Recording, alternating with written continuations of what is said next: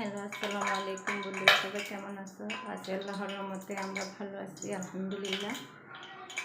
আমি আজকে রান্না করব এগুলো একদম সম্পূর্ণ দেশি ট্যাংরা মাছ, একদম নদীর থেকে ধরে নিয়ে আসা সম্পূর্ণ ট্যাংরা মাছ।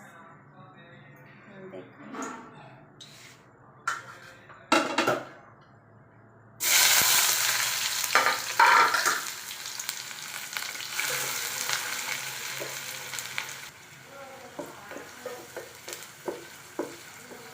একদম দেশি ট্যাংরা মাছ নিয়ে আসা হলো, কিনে নিয়ে আসলাম। অনেক দিন পরে ট্যাংরা মাছগুলো পাইলাম।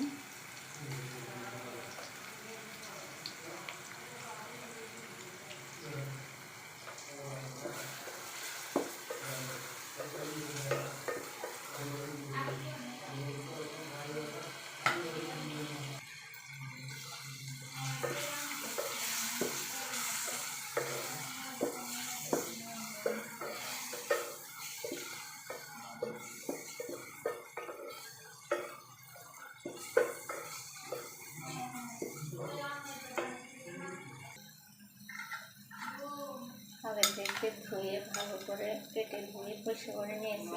এরপর সম্পূর্ণ দেশি একদম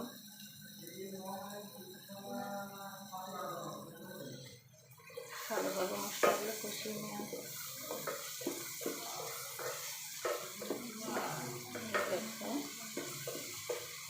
আমাদের সবাই পছন্দ করে এই দেশি ছোটো মাছগুলো। ট্যাংরা মাছ তো কোনো কথাই নাই, ট্যাংরা মাছ অনেক ভালো লাগে।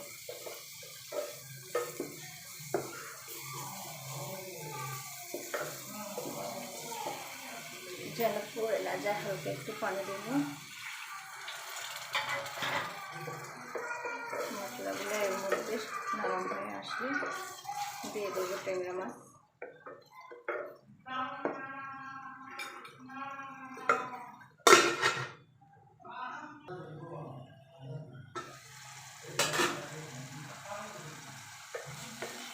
পানি দিয়ে হালকা কষিয়ে নিলাম। দেখো মশলাগুলোকে এগুলো একদম নরম নরম হয়ে গেছে। অনেকে দেখে বলবেন যে আমার চুলাটা এরকম কেন।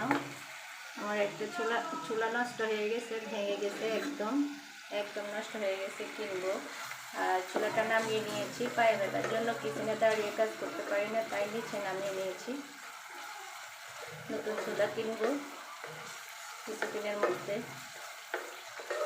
এটা ফেলে দেব, তাই যত্ন নিচ্ছি না।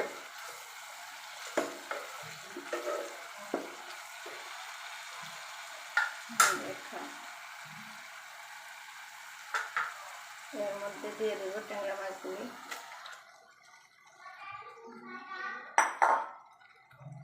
দেখো মশলা অনেকগুলো ট্যাংরা মাছ, একটু লেড়ে আর একটু পানি দেবো যাতে সিদ্ধ হয়ে যায়। মাছ তো বেশি লাগা যাবে না।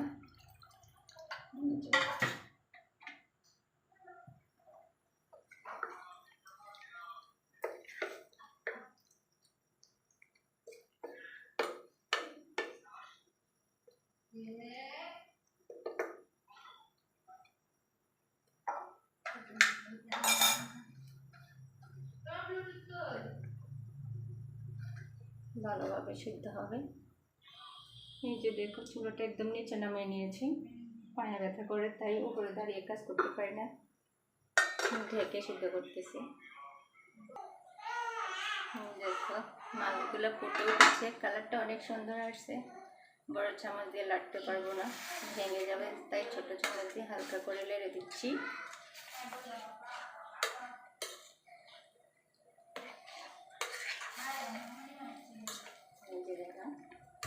কালারটা অনেক সুন্দর আসছে একদম।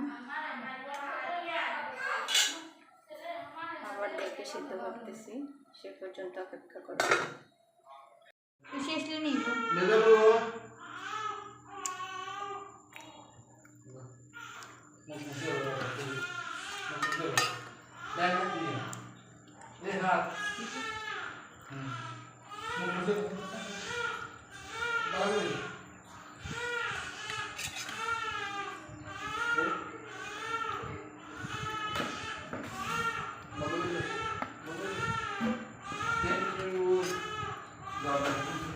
মার এগুলা